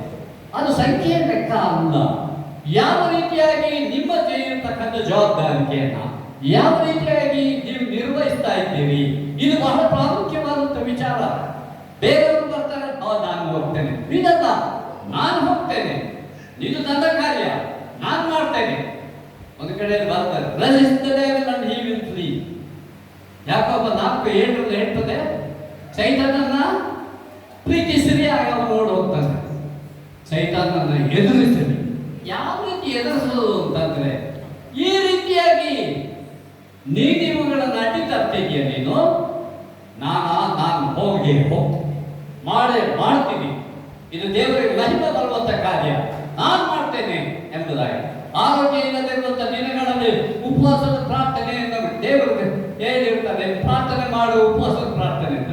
ನಾನು ಅದಿದ್ದ ಸ್ವಾಮಿ ನನಗೆ ಆಲ್ಸೋ ನನಗೆ ಅದು ಕಾಯ್ದೆ ಇಲ್ಲ, ಆ ಜವಾಬ್ದಾರಿಯನ್ನು ದೇವರು ಬಯಸೋದಿಲ್ಲ. ದೇವರ ಗುಣ ಮಾಡು, ನಾನು ಮಾತ್ರ ನಿನ್ನ ಕಾರ್ಯದಲ್ಲಿ ನಿರತನಾಗ್ತೇನೆ. ಇದು ರೆಸಿಸ್ಟೆನ್ಸ್. ಅವು ಸೈತಾನನ ಕಾರ್ಯಗಳಿಗೆ ವಿರೋಧತೆ ಮಾಡುವಂತ, ರೆಸಿಸ್ಟ್ ಮಾಡುವಂತ, ಎದುರಿಸುವಂಥದ್ದು ಅಂತಂದ್ರೆ ಇದೆ. ಅವನು ಈ ರೂಪದಲ್ಲಿ ಬಂದ್ಬಿಟ್ಟಿದ್ರೆ ಎಲ್ಲರೂ ಎದುರಿಸಬಹುದಾಗಿತ್ತು. ಆದ್ದರಿಂದ ಅಭ್ಯಂತರ ಮಾಡುವಂತ ಕಾರ್ಯಗಳು ಹೀಗಿದೆ. ಇನ್ನೊಂದು, ನಮ್ಮಲ್ಲಿ ಅಭ್ಯಂತರ ಮಾಡುವಂತ ಕಾರ್ಯ ನನ್ನ ಗಮನ ಒಂದು ಸೂಚಿಸುತ್ತದೆ. ನಾನು ಅನೇಕ ಸಭೆಗಳಿಗೆ ಹೋಗ್ತಾ ಇರ್ತೇನೆ. ಬಹಳ ಬಿಸಿ ಇರ್ತಕ್ಕಂಥ ವ್ಯಕ್ತಿ ಏನಾದ ನಾನು ಕರೆದಾಗ ಹೋಗ್ತೇನೆ, ತಿಳಿದಂಥ ವಾಕ್ಯನ ಹೇಳಿ ಆವಾಗ ಒಂದು ಕಡೆ ಹೋದಾಗ ಎಷ್ಟು ಜನ ನೀವಿಲ್ಲಿ ನೀತಿವಂತರಿದ್ದೀರಿ? ದಯವಿಟ್ಟು ಕೈ ಎತ್ತಿ. ನೀತಿವಂತರು ಅಂದ್ರೆ ರೈಚಿಯಸ್ ಪೀಪಲ್ ನೀವು ಎಷ್ಟು ಜನ ಇದ್ದೀರಿ ಅಂತ ಇದ್ದಂತ ಜನ. ಆ ಜಾಗದಲ್ಲಿ ಒಬ್ಬರು ಕೂಡ ಎತ್ತಲಿಲ್ಲ. ನನಗೆ ದುಃಖ ಆಗಲಿಲ್ಲ. ದುಃಖ ಆದದ್ದು ಬೇರೆ ಕಾರಣ ಏನಂದ್ರೆ, ಅಯ್ಯೋ ನಾನು ನೀತಿವಂತರಲ್ಲ, ನಾನು ಹುಟ್ಟಿದ ಪಾರಂಭ್ಯದಿಂದ ಪಾಪಿ. ನಾನು ಏನಾಗಿದ್ದೇನೆ? ಪಾಪಿ. ಆದ್ದರಿಂದ ನಾನು ನೀತಿವಂತನ ಆಗೋದಕ್ಕೆ ಸಾಧ್ಯ ಇಲ್ಲ.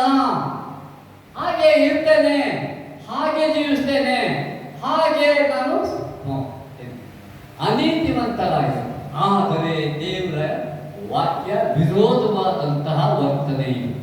ಒಂದು ಸರ್ತಿ ನಾವು ದೇವರನ್ನ ಸ್ವೀಕಾರ ಮಾಡಿದಾಗ ಯೋಚನೆ ಮಾಡಿ. ಒಂದು ಸಣ್ಣ ದೃಷ್ಟಾಂತ ಯೇಸು ಸ್ವಾಮಿ ಹೇಳಿದರು.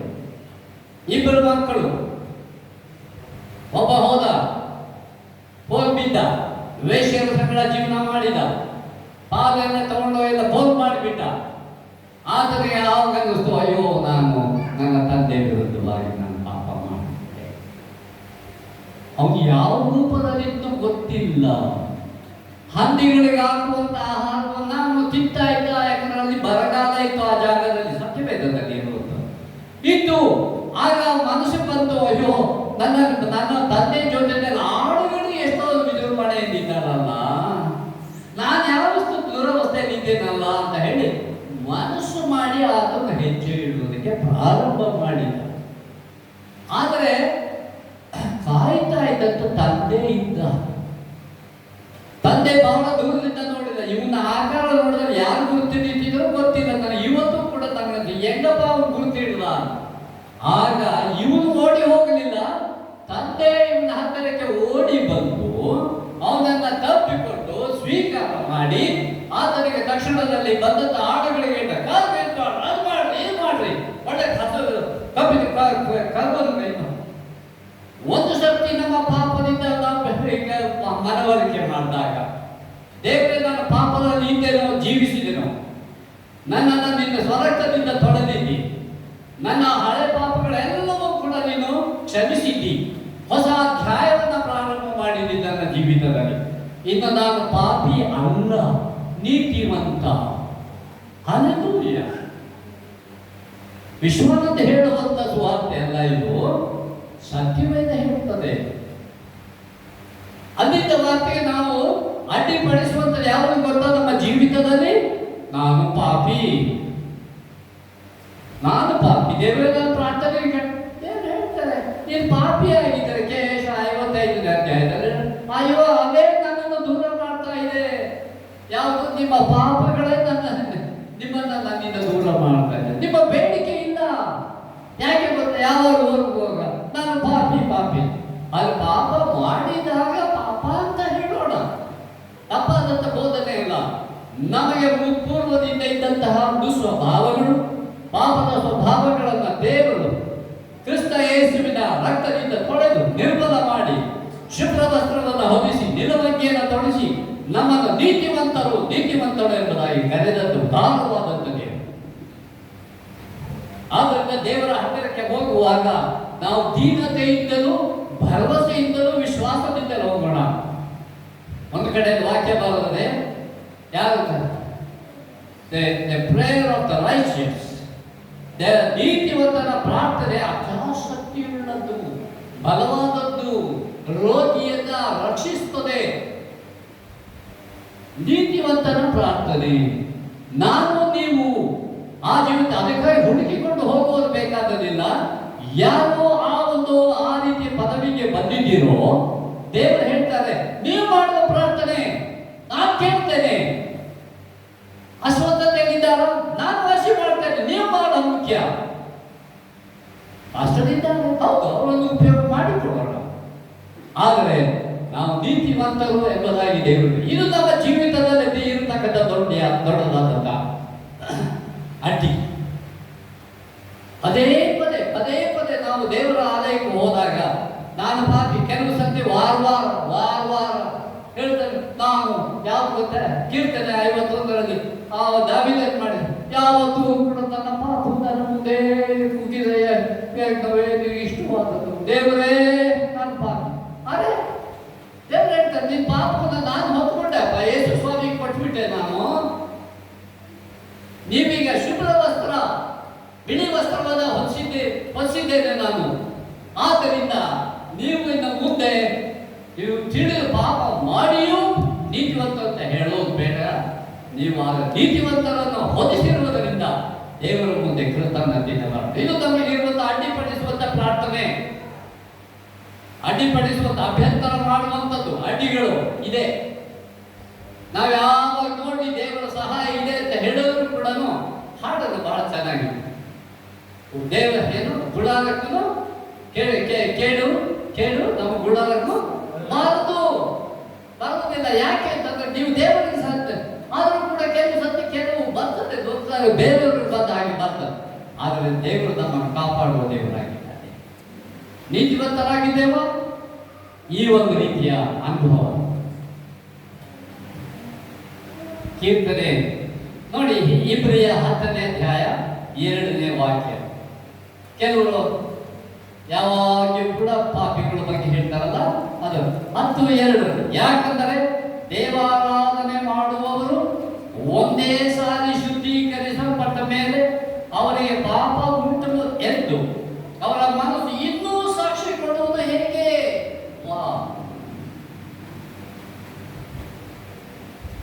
ಯಾಕೆ ಕೆಲವು ಸಭೆಗಳಲ್ಲಿ ನಾವು ನೋಡುವಾಗ ಪಾಪದ ಅರಿಕೆನೇ ಇಟ್ಬಿಟ್ಟಿದ್ದಾರೆ. ಪಾಪದ ಅರಿಕೆನೆ ಅವರು ಹೋದಾಗ ತನ್ನ ಪಾಪನೇ ನನ್ನ ಪಾಪಿಯೇ ಬಾಯಿಂದ ಅರಿಕೆ ಮಾಡ್ತದೆ. ದೇವರ ವಾಕ್ಯ ಹೇಳ್ತದೆ, ನಿಮ್ಮ ನಾಲಿಗೆಯಲ್ಲಿದೆ, ಬಾಯಲ್ಲಿ ಜೀವ ಇದೆ. ಯಾವುದನ್ನು ನೀವು ಅನುಭವಿಸ್ತಾ ಇದ್ದೀರಿ? ದೇವರಿಂದ ಉದಾರವಾಗಿ ನೀಡಲ್ಪಟ್ಟಂತ ಪಾಪ ವಿಶುದ್ಧಿ ಕಾರ್ಯ, ಅದನ್ನು ನೀವು ಧ್ಯಾನ ಮಾಡ್ತೀರೋ ಯಾವ ರೀತಿ ಇದೆ? ಇದು ಅಡ್ಡಿಪಡಿಸುವಂತಹ ಸಂಗತಿ. ಅಷ್ಟೇ ಅಲ್ಲದೆ ಪಾಪದ ಸ್ವಭಾವಗಳು ನಮ್ಮನ್ನು ಯಾವಾಗಿಯೂ ಕೂಡ ಗುರುತಿಸುವಂಥದ್ದಾಗಿದೆ. ಯಾವುದದು? ಹಾಗೆ ನೋಡಿದ್ರು ಕೊಲೊಸ್ಸೆ 3ನೇ ಅಧ್ಯಾಯ 5ನೇ ವಾಕ್ಯದಲ್ಲಿ ಎಲ್ಲ ವಿಧವಾದಂಥ ಪಾಪದ ಸ್ವಭಾವ, ಇವುಗಳನ್ನು ನಾವು ಡೀಲ್ ಮಾಡಬೇಕು. ಇವುಗಳನ್ನು ನಾವು ತೆಗೆದಿಡುವುದಕ್ಕೆ ಮನಸ್ಸು ಮಾಡಬೇಕು ಮತ್ತು ದೇವರ ಆತ್ಮದ ಸಹಾಯದಿಂದ ಅದನ್ನು ತೆಗೆದು ಸಾಯಿಸಿ ಬಿಸಾಡಿ ಬಿಡಬೇಕು. ಇದರ ನಿಮಿತ್ತವಾಗಿ ನಮ್ಗೆ ಉಂಟಾಗುವುದು ಯಾವುದು ಗೊತ್ತಾ? ಶುದ್ಧ ಮನಸ್ಸಾಕ್ಷಿ. ಶುದ್ಧ ಮನಸ್ಸಾಕ್ಷಿ ನಮ್ಮಲ್ಲಿದೆಯೋ? ಶುದ್ಧ ಮನಸ್ಸಾಕ್ಷಿ ಯಾರ ವಿರುದ್ಧವಾಗಿ ಚಾಡಿ ಹೇಳಿರುವಂಥದ್ದು, ದೂರ ಹೇಳಿರುವಂಥದ್ದು, ಮೋಸ ಮಾಡಿರತಕ್ಕಂಥದ್ದು, ಯಾವುದೇ ವಿಧವಾದಂಥ ಸಂಗತಿಯನ್ನ ಬೇರೆಯವರಿಗೆ ಮಾಡಿರುವಂಥದ್ದು ನಮ್ಮ ಹೃದಯದಲ್ಲಿ ಇದೆಯೋ? ಅದು ನಮ್ಮನ್ನ ಪ್ರಾರ್ಥನೆಗೆ ಅಡ್ಡಿ ಮಾಡ್ತದೆ. ವಾಕ್ಯ ಹೇಳ್ತದೆ ಅಂತ ಸಂಗತಿಗಳು ನಮ್ಮನ್ನೇನ್ ಮಾಡ್ತದೆ? ಯಾವಾಗಲೂ ಅಡ್ಡಗೋಡೆ ಮೇಲೆ ಅಡ್ಡಗೋಡೆಗಳಿದ್ದ ಹಾಗೆ ನಮ್ಮ ಪ್ರಾರ್ಥನೆಗೆ ತಲುಪೋದೇ ಇಲ್ಲ. ದೇವರ ಹತ್ತಿರಕ್ಕೆ ತಲುಪೋದಕ್ಕೆ ಸಾಧ್ಯ ಇಲ್ಲ.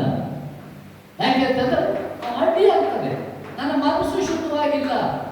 ಏನೋ ಬಾಯಿಂದ ಮಾತಾಡ್ಬೋದು, ಉಪವಾಸ ಮಾಡಬಹುದು, ಏನೆಲ್ಲ ಮಾಡಬಹುದು. ಆದರೆ ದೇವರು ಹೇಳ್ತಾರೆ ನಮ್ಮ ಮನಸ್ಸಾಕ್ಷಿ. ಪೌಲನು ಹೇಳ್ತಾರೆ ಮನಸ್ಸಾಕ್ಷಿ ನಾವು ಉತ್ತಮವಾದದ್ದು. 1 ಯೋಹಾನ 1ನೇ ಅಧ್ಯಾಯ 9ನೇ ವಾಕ್ಯದಲ್ಲಿ ಹೇಳ್ತಾರೆ, ಆತನ ಮಗನಾದಂಥ ಯೇಸುವಿನ ರಕ್ತ ನಮ್ಮನ್ನು ಶುದ್ಧ ಮಾಡಿ ಸಕಲ ರೀತಿಯ ಅನೀತಿಯಿಂದ ನಮ್ಮನ್ನು ಬಿಡುಗಡೆ ಮಾಡುತ್ತದಂತೆ. ಸಕಲ ಅನೀತಿ ಅದು ಏನಾಯಿತು? ನಮ್ಮ ಪಾಪದಿಂದ ನಾವು ದೂರ ಇರುವಂತ ಪ್ರಯತ್ನ ಮಾಡ್ತಾ ಇದ್ದೇವೆ ಮತ್ತು ಅಂತರಂಗದಲ್ಲಿ ಮನೆ ಮಾಡಿಕೊಳ್ಳುವುದಕ್ಕೆ ಪ್ರಯತ್ನಿಸುವಂತಹ ಯಾವುದೇ ವಿಧವಾದಂತಹ ಅಭ್ಯಂತರ ಮಾಡುವಂತಹ ಸಂಗತಿಗಳಿಂದಲೂ ನಮಗೆ ಬಿಡುಗಡೆ ಇದೆ. ಹಾಗಾದರೆ ನಾವೇ ಸ್ವತಂತ್ರವಾದಂತಹ ವ್ಯಕ್ತಿಗಳಾಗಿ ದೇವರ ಮುಂದೆ ಆಗ ನಮ್ಮ ಆರಾಧನೆ ಏನಿರ್ತದೆ ಹಾಡುಗಳ ಮೂಲಕವಾಗಿ ಮಾತ್ರವೇ ಅಲ್ಲ, ನಮ್ಮ ವರ್ತನೆ ಮೂಲಕವಾಗಿ ಆರಾಧನೆ ಮಾಡುವವರು ಸತ್ಯಕ್ಕೆ ತಕ್ಕ ಹಾಗೆ ಆರಾಧನೆ ಮಾಡಬೇಕು. ಆದ್ದರಿಂದ ನಮ್ಮ ದೇವರು ನಮ್ಮ ನೋಡುವಂಥದ್ದು ಸ್ವತಃ ಅಲ್ಲ ಅಥವಾ ಇಂಪಾದಂಥದ್ದಲ್ಲ. ಮೊದಲನೇದಾಗಿ ನಮ್ಮ ಜೀವನವನ್ನು ವಾ ಇದನ್ನದು ಎಷ್ಟು ಎಷ್ಟು ಇಂಪಾಗಿದೆ. ಸ್ವರ ಏನು ಇದೆ ಒಳ್ಳೆಯದು, ಕೆಲವರು ಇದೆ ಕೆಲವರಿಗಿಲ್ಲ, ಯಾವುದಾದ್ರು ದೂಷಣೆ ಮಾಡುವಂತಿಲ್ಲ. ಆದರೆ ನನ್ನ ಸ್ವರ ಎಲ್ಲಿಂದ, ನನ್ನ ಹೃದಯದಿಂದ ಬರುವಂಥದ್ದಾಗಿದೆ.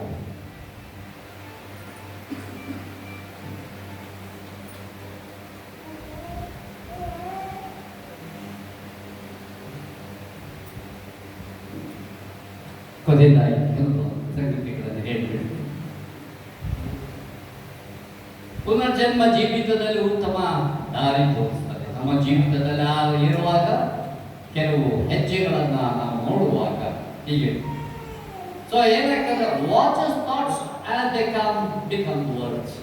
ನಮ್ಮ ಯೋಚನೆ ಅದನ್ನೇ ಏನಾಗ್ತದೆ, ಕೆಲವುದನ್ನು ನಾವು ಹಾಗೆ ಇಟ್ಟುಕೊಳ್ಳುವಾಗ ದುರಾಲೋಚನೆಗಳು, ಯಾರನ್ನೋ ಸಹಾಯ ಮಾಡದೇ ಇರುವಂಥ ಯೋಚನೆಗಳು, ಯಾವುದು ದೇವರು ಇಷ್ಟವಿಲ್ಲದಂತಹ ಆಲೋಚನೆಗಳ ನಮ್ಮಲ್ಲಿ ಬರದೆ ಅದನ್ನು ನಾವು ಡೀಲ್ ಮಾಡದೆ ಹೋದರೆ ಅದೇನಾಗ್ತದೆ, ಅದು ವರ್ಡ್ ಕಾರ್ಯ ರೂಪಕ್ಕೆ ಬರ್ತದೆ. ಯೋಚನೆ ಇದ್ದದ್ದು ಕಾರ್ಯರೂಪದಲ್ಲಿ ಬರ್ತದೆ. ಮತ್ತೆ ಈ ಒಂದು ಅದೇ ರೀತಿಯಲ್ಲಿ ಇರುವಾಗ ಅದು ನಮ್ಮ ಸ್ವಭಾವವನ್ನೇ ಬದಲಾವಣೆ ಮಾಡಿಬಿಡುತ್ತದೆ. ಯಾವುದು ವಾಕ್ಯವನ್ನು ನಾವು ಗಮನ ಮಾಡಲಿಲ್ವೋ ಅದು ಕಾರ್ಯ ಆಯಿತು, ಅನಂತರ ಅದು ನಮ್ಮ ಸ್ವಭಾವವನ್ನು ಬದಲಾವಣೆ ಮಾಡ್ತೀವಿ. ಕೆಲವರು ನೋಡ್ಬೇಕು, ಅವ್ರು ಅದು ಬರ್ತಿದ್ರೆ ಈ ಕಡೆ ಓಡೋಗೋಣ ಅಂತ ಅನ್ನಿಸ್ತಾರೆ, ಅಯ್ಯೋ ಸಾಹಸ ಸಾಕು. ಅದರ ಬದಲಾಗಿ ನೀವು ಒಂದು ಸುಹೃದಯಗಳು, ಶುದ್ಧವಾದಂಥ ಹೃದಯ, ಶುದ್ಧವಾದಂಥ ಮನಸ್ಸು, ಪ್ರೀತಿ ಸ್ವಭಾವ ತುಂಬಿದ್ರೆ ಕ್ರಿಸ್ತನಲ್ಲಿರುವಂತಹ ಸಕಲ ವಿಧವಾದ ಗುಣ ಸ್ವಭಾವಗಳು ನಮ್ಮಲ್ಲಿ ಇರುವಾಗ ಏನಂತ ಜನರು ಆಕರ್ಷಿತರಾಗ್ತಾರೆ. ಆಕರ್ಷಿತರಾದ ನಿಮ್ಮನ್ನಲ್ಲ, ನಿಮ್ಮೊಳಗೆ ಇರುವಂತಹ ಕ್ರಿಸ್ತನ ಮೂಲಕವಾಗಿ. ಆದ್ದರಿಂದ ದೇವರ ವಾಕ್ಯ ಹೇಳ್ತದೆ, ನೀವು ಜನರ ಮುಂದೆ ಪ್ರಕಾಶಿಸಿರಿ. ಅವರು ನಿಮ್ಮ ಸಕ್ರಿಯೆಗಳನ್ನು ನೋಡಿ ದೇವರನ್ನ ಘನಪಡಿಸ್ತಾರೆ. ನಿಮ್ಮ ಸಕ್ರಿಯೆಗಳು ನಿಮ್ಮನ್ನ ಅಪ್ರಿಷಿಯೇಟ್, ಬಹಳ ಒಳ್ಳೆಯದಪ್ಪ, ಏನು ಮಾಡ್ಬಿಟ್ಟು ಅದಲ್ಲ. ಅದು ಇವತ್ತಿರುತ್ತದೆ, ನಾಳೆ ದಿನ ಬದಲಾವಣೆಯಾಗಿ ಹೋಗ್ತದೆ. ಆದರೆ ನಿಮ್ಮೊಳಗೆ ಇರುವಂತಹ ಕ್ರಿಸ್ತ ಯೇಸುವನ್ನ ಅವರು ಗುರುತಿಸುವಂಥದ್ದು ನಮ್ಮ ಜೀವಿತವಾಗಿದೆ. ಯಾವಾಗ ಈ ರೀತಿಯ ಸ್ವಭಾವಗಳು ನಮ್ಮಲ್ಲಿ ಬದಲಾವಣೆ ಆಗ್ತಾ ಬರ್ತದೋ ಆಗ ಮನೆಯಲ್ಲಿ ಶಾಂತ ಸ್ವಭಾವ, ಹೊಂದಾಣಿಕೆ, ಗೌರವ ಎಲ್ಲವೂ ಕೂಡ ನನ್ನ ಮನೆಯಲ್ಲಿ ಇರ್ತದೆ. ಗಂಡ ಹೆಂಡತಿಯರ ಮಧ್ಯದಲ್ಲಿರುವ ಸಂಬಂಧ ಶುದ್ಧವಾದದ್ದು ಆಗ್ತದೆ, ನೀತಿಯದಾಗ್ತದೆ, ಮತ್ತೆ ಪ್ರೀತಿಪೂರ್ವಕವಾಗಿ ಆಗ್ತದೆ. ಕೆಲವು ಸೇವಕರ ಕುರಿತ ಕೇಳಿದ್ದೇನೆ, ಒಳ್ಳೆ ಪ್ರಸಂಗ ಮಾಡ್ತಾರೆ, ಮನೆಯಲ್ಲಿ ಹೋದ್ರೆ ಹೆಂಡತಿನ ಸದೆ ಬಂದಿದೆ, ಗರ್ಭಿಣಿಯನ್ನು ಹೊಂದಂತಹ ಸೇವಕರ ಕುರಿತ ಕೇಳಿದ್ದೇನೆ. ಇದು ಪ್ರಸಂಗ ಮಾಡುವಂಥದ್ದಲ್ಲ, ನಮ್ಮ ಜೀವಿತವನ್ನು ಪರಿಶೋಧನೆ ಮಾಡಿಕೊಳ್ಳುವಂತಹ ಸಮಯ. ಹೀಗೆ ನಮ್ಮ ಜೀವಿತದಲ್ಲಿ ಬದಲಾವಣೆ ಆಗಬೇಕು. ಇದೇ ನಮ್ಮ ಜೀವಿತದಲ್ಲಿ ಆಗಬೇಕು. ವೈಯಕ್ತಿಕ ಪುನರುಜ್ಜೀವನ, ರಿವೈವಲ್. ಇದರ ಮೂಲಕವಾಗಿ ಆಗುವಂಥದ್ದೇನು, ನಮ್ಮ ಸಭೆಗಳಲ್ಲಿ ಉಜ್ಜೀವನ, ಒಬ್ಬರನ್ನೊಬ್ಬರು ನೋಡುವಾಗ ಪ್ರೀತಿಪೂರ್ವಕವಾಗಿ, ಅಸಹಾಯಕರು ನಿಸ್ಸಹಾಯಕರನ್ನ ಅಪೋಸ್ತಲ ಕೃತ್ಯದಲ್ಲಿ ಬರ್ತಾರೆ. ಸಹಾಯಕ್ಕಾಗಿ ಏನ್ ಮಾಡ್ತೀವಿ, ಒಬ್ಬರಿಂದ ಒಬ್ರು ಸಹಾಯ, ಒಬ್ಬರಿಂದ ಒಬ್ರು ಸಹಾಯ. ಹೇಗೆ ಬರ್ತದೆ? ಇದಕ್ಕೆ ಯಾವುದೋ ಒಂದು ಪಾಸ್ವರ್ಡ್ ಕೊಡುವಂತ ಇದಲ್ಲ, ಇವತ್ತು ಅವ್ರ ಕಷ್ಟ ಇದೆ, ಅವ್ರ ಮನೆಗೆ ಬೆಳೆ ಕೊಡಿ ಅದಲ್ಲ. ಒಂದು ಮನಸ್ಸಿನಲ್ಲಿ ಒಂದು ಸುಪ್ರೇರಣೆ ಉಂಟು ಮಾಡಿ ಅವ್ರ ಕಷ್ಟದಲ್ಲಿದ್ದಾರಲ್ಲ, ಅದಕ್ಕಾಗಿ ಹೋಗಿ ಏನಾದರೂ ಸಹಾಯ ಮಾಡೋಣ, ಏನಾದರೂ ಉಪಕಾರ ಮಾಡೋಣ ಅನ್ನುವಂಥದ್ದು ಇದು ನಮ್ಮ ಸಭೆಗಳಲ್ಲಿ ಬರುವಂಥದ್ದಾಗಬೇಕು. ಇದರ ಮೂಲಕವಾಗಿ ಏನಾಗ್ತದೆ, ಸಭೆ ಒಂದಾಯಿತು, ಒಂದು ಕುಟುಂಬ ಆಯಿತು. ನಿಮ್ಮ ಕುಟುಂಬ ಬೇರೆ, ಸಭೆ ಎನ್ನುವಂಥದ್ದು ಸಭೆಯಾಗಿರೋದು ಅದೊಂದು ಕುಟುಂಬವಾಯಿತು. ಈ ಒಂದು ಕುಟುಂಬದಲ್ಲಿ ಆಗುವಂತಹ ಬೆಳಕು, ಇದು ಪರಿಸ್ಥಿತಿ ಬದಲಾವಣೆ ಅದೇನಾಗ್ತದೆ, ಅದು ನಮ್ಮ ನಗರಗಳಲ್ಲಿ ಬದಲಾವಣೆಯನ್ನು ಮಾಡುವುದಕ್ಕೆ ಸೂಚನೆಯನ್ನು ಕೊಡುತ್ತೆ.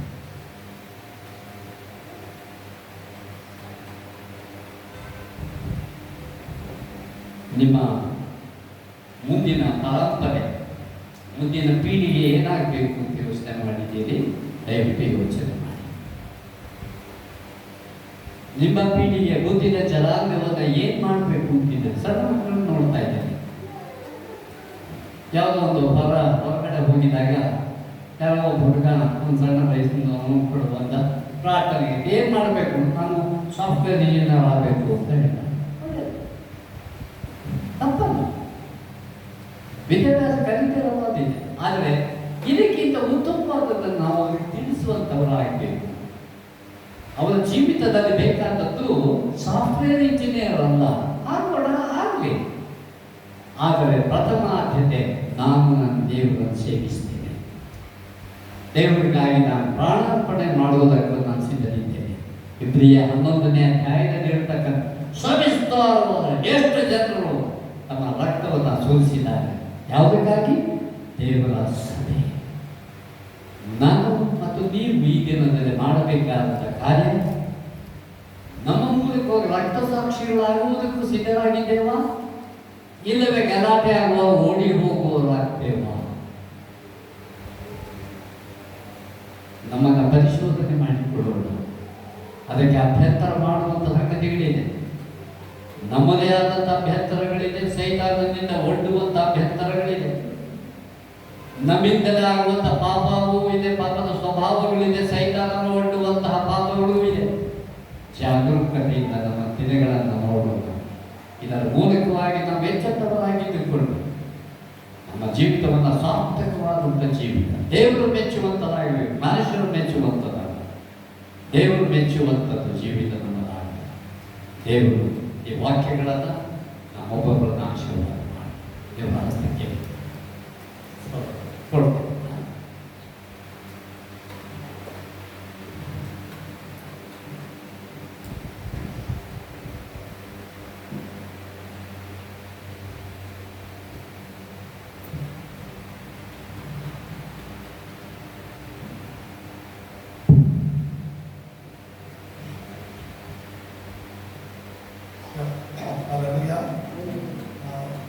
ನಿಜವಾಗ್ಲೂ ಒಳ್ಳೆಯ ವಾಕ್ಯವನ್ನು ಅನುಕೂಲ ತಗೊಂಡ್ಬಂದು ನಾವೆಲ್ಲ ಪ್ರೋತ್ಸಾಹಿಸಿದ್ದಕ್ಕಾಗಿ ನಿಮಗೆ ನಾವು ವಂದನೆಯನ್ನು ಸಲ್ಲಿಸ್ತಾ ಇದ್ವಿ. ನಿಜವಾಗ್ಲೂ ಅನುಕೂಲ ಒಂದು ವಾಯ್ಸ್ ಇಲ್ಲ, ಏನು ಕಡಿಮೆ ಆಗಿಲ್ಲ. ಅದೇ ಮೊದಲು ನಾವು ಯಾವ ರೀತಿಯಾಗಿ ಕೇಳ್ತಾ ಇದ್ದ ಅದೇ ರೀತಿಯಾಗಿ ಒಂದು ಗಂಭೀರವಾಗಿ ಒಂದು ಅಥಾರಿಟಿ ಆಗಿದೆ. ನಿಜವಾಗ್ಲೂ ಭಾಳ ಸಂತೋಷ. ಯಾಕಂದರೆ ಅನುಕೂಲ ಹೋಗಿದ್ದ ಪರಿಸ್ಥಿತಿ ನಮ್ಗೆ ಗೊತ್ತಿಲ್ಲ, ಭಾಳ ಕಷ್ಟ ಇಲ್ಲ ಹೋಗಿದ್ರು. ಇವತ್ತು ಸ್ವಸ್ಥತೆಪಡಿಸಿ ಅನುಕೂಲವಾಗಿ ರೀತಿಯಾಗಿ ದೇವರ ಸೇವೆಯಲ್ಲಿ ಮುಂದೆ ಹೋಗುವಂಥ ಆರೋಗ್ಯವನ್ನು ಕೊಟ್ಟು ನಡೆಸ್ತಾ ಇದ್ದಾರೆ. ಅದಕ್ಕಾಗಿ ದೇವರಿಗೆ ವಂದನೆಯನ್ನು ಸಲ್ಲಿಸ್ತಾ ಇದ್ದೀನಿ. ನಿಜವಾಗಿ ಇನ್ನು ದೇವರು ಅಂಕಲ್ಗೆ ಎಷ್ಟು ವಯಸ್ಸು ಇರ್ಬೋದು ಅಂತ ಯೋಚನೆ ಹೇಳಿ. 18 ವರ್ಷ ಅಂತಾರೆ. 82 82 ಇಯರ್ಸ್ ನಿನ್ನೆ ನಾನು ಮಾತಾಡ್ತಾ ಇರುವಾಗ ಅಂಕಲ್ ಕರೆಕ್ಟ್. పక్షిరాజ ఎవరో వల్ల మీ ఎవరో ప్రతిరోజు నూతన పరచబడి నేను స్వీట్ 16 ಇದ್ದಾಗ ಅಂಕಲ್ 18 ವರ್ಷ ಅಂತ ಕರೆಕ್ಟ್. ಆ ರೀತಿಯಾಗಿ ದೇವರು ಆರೋಗ್ಯವನ್ನು ಕೊಟ್ಟು ಮುಂದೆ ನಡೆಸಬೇಕಂತ ನಾನು ಬಯಸ್ತಾ ಇದ್ದೀನಿ. ನಾವು ಇಲ್ಲಿ ಕೂಡ ಪ್ರೇಯರ್ ಮಾಡಿರಿ. ಓಕೆ, ಅಂಕಲ್ಗೋಸ್ಕರ ಆರೋಗ್ಯಕ್ಕೋಸ್ಕರ ಪ್ರಾರ್ಥನೆ ಮಾಡಿರಿ. ಅವ್ರ ಕುಟುಂಬಕ್ಕೋಸ್ಕರ, ಮಕ್ಕಳಿಗೋಸ್ಕರ ಎಲ್ಲರೂ ಸೇವೆದಲ್ಲಿದ್ದಾರೆ. 3 ಮಕ್ಕಳು ಮಗಗಳ ಒಂದು ಸಭೆಯನ್ನು ಸ್ಟಾರ್ಟ್ ಮಾಡಿ ಮೈಸೂರಲ್ಲಿ ಸೇವೆ ಮಾಡ್ತಾ ಇದ್ದಾರೆ. ಅವ್ರಿಗೋಸ್ಕರ ಪ್ರಾರ್ಥನೆ ಮಾಡಬೇಕಂತ ಕೇಳ್ಕೊಳ್ತಾ ಇದ್ದೀನಿ. ಭಾಳ ಸಂತೋಷ. ಈ ನಮ್ಮ ಮಧ್ಯದಲ್ಲಿ ಬಂದು ಇವತ್ತು ಒಳ್ಳೆಯ ವಾಕ್ಯವನ್ನು ಸಾರಿಗಾಗಿ ಇದು ಇಂಪಾರ್ಟೆಂಟ್ ನಮ್ಮ ಕ್ರೈಸ್ತರ ಜೀವಿತದಲ್ಲಿ. ಭಾಳ ಸಾರಿ ನಾವು ನೆನೆಸೋದಿಲ್ಲ. ಇದು ನಾವು ತಿಳ್ಕೊಬೇಕು, ನಾವು ಏನಾಗಿದ್ದೀವಿ ಯೇಸು ಕ್ರಿಸ್ತನಲ್ಲಿ, ಯಾವ ರೀತಿಯಾಗಿ ನಾವು ಜೀವಿಸಬೇಕು ಅಂತ. ಅಲ್ಲೇ ಸೊ ಕೇಳಿದ ಮಾತುಗಳಿಗಾಗಿ ದೇವರಿಗೆ ವಂದನೆಗಳನ್ನು ಸಲ್ಲಿಸ್ತಾ ಇದ್ದೀನಿ. ಓಕೆ, ಇದೇ ರೀತಿಯಾಗಿ ಬರೋ ಆದಿವಾರ ನಮ್ಮ ಫೆಲೋಶಿಪ್ 6:45 ಇರ್ತದೆ. ದಯವಿಟ್ಟು ಆಲೋಚನೆ ಇದು ಜ್ಞಾಪಿಸ್ಕೊಂಡು ಬರಬೇಕು ಅಂತ ಕೇಳ್ಕೊಳ್ತಾ ಇದ್ದೀನಿ. ಭಾಳ ಜನ ಇವತ್ತು ಬಂದಿಲ್ಲ, ಮಳೆ ಬಂದಿದ್ದಕ್ಕೋಸ್ಕರ. ಸೊ ನೆಕ್ಸ್ಟ್ ವೀಕ್ ಪ್ರಾರ್ಥನೆ ಮಾಡಿರಿ, ಎಲ್ಲರೂ ಬರುವಂತೆ ಅವ್ರನ್ನ ಕಡೆ ನೀವು ಪ್ರೋತ್ಸಾಹಿಸಬೇಕಂತ ಕೇಳ್ಕೊಳ್ತಾ ಇದ್ದೀನಿ.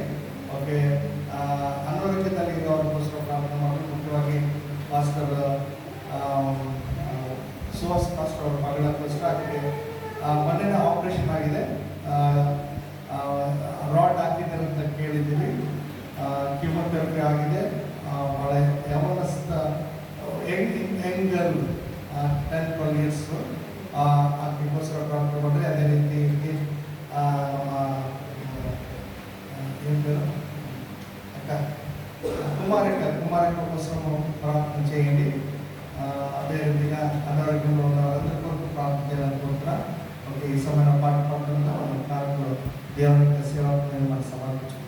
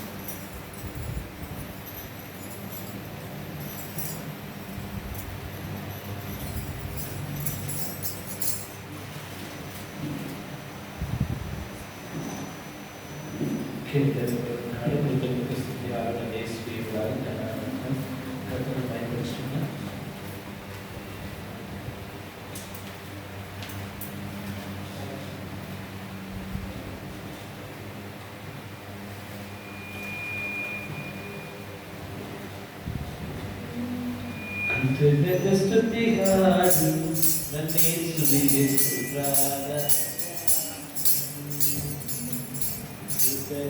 ಸ್ತುತಿ ಹಾಡು ನನ್ನೇಸುವಿಗೆ ಸ್ತೋತ್ರಾದ ಕರ್ತನು ಶಕ್ತನು ಪರಿಶುದ್ಧನು ಮಾತಿನಲ್ಲಿ ನಂಬಿಗಸ್ತನು ಕರ್ತನು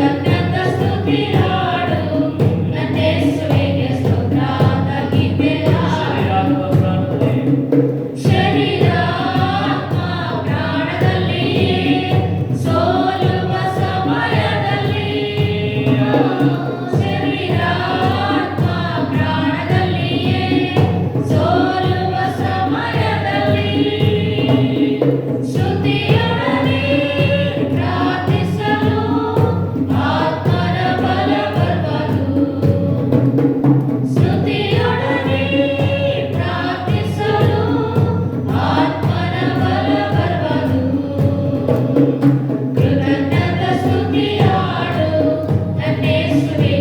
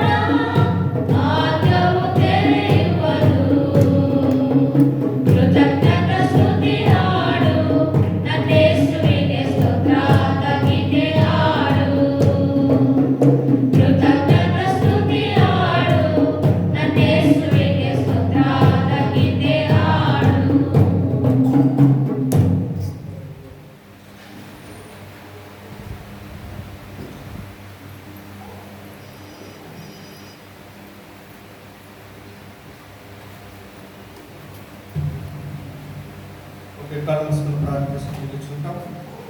అత్యంత కృప కలిగిన మా యొక్క